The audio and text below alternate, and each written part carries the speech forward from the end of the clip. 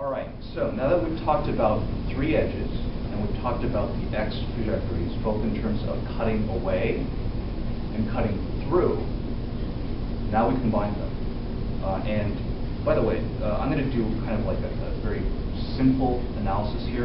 I welcome other people to try and do the same sort of analysis because it's pretty cool when you see what works and what doesn't work.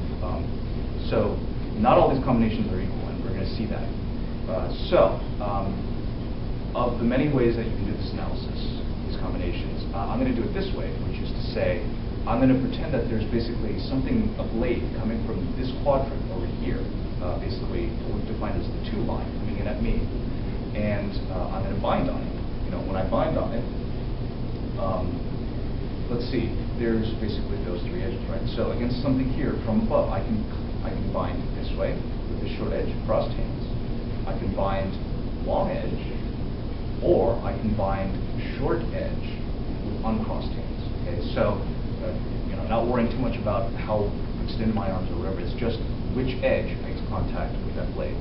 So from here, let's see what happens with those different trajectories now. So from here, let's take a look at the long edge first. This one's, we're going to find that long edge actually gives us the most options usually. So from here, I can cut to center and through, right? So even though I'm coming to the other side here, these are pairs. They're basically the same cut, just from alternating sides.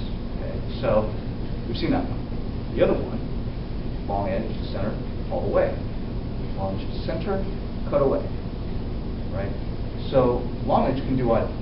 Well, long edge can do either of these transitions, either to the center or away from the center.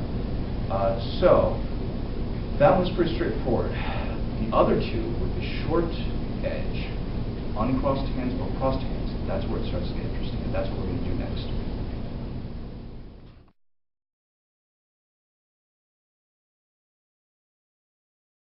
Okay, where were we?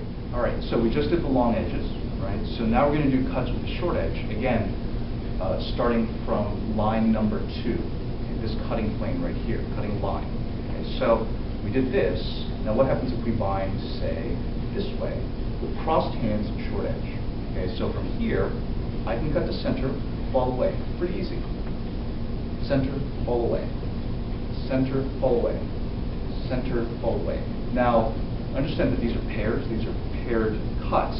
And even though, you know, I'm starting crossed hands here, when I cut to short edge over here, it's on crossed hands. So this is why it gets a little confusing how to classify these.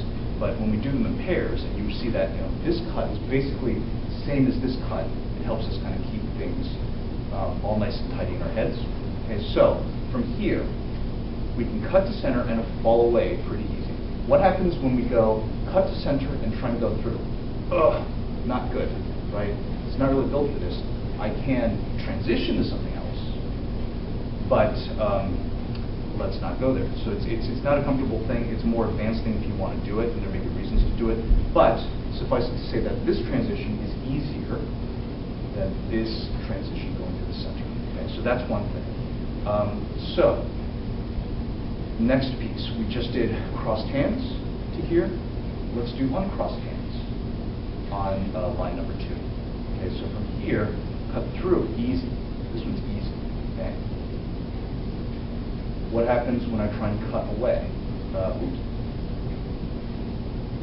Here, if I'm going to go that way, cut away from the center, again, I have to do some sort of weird transition.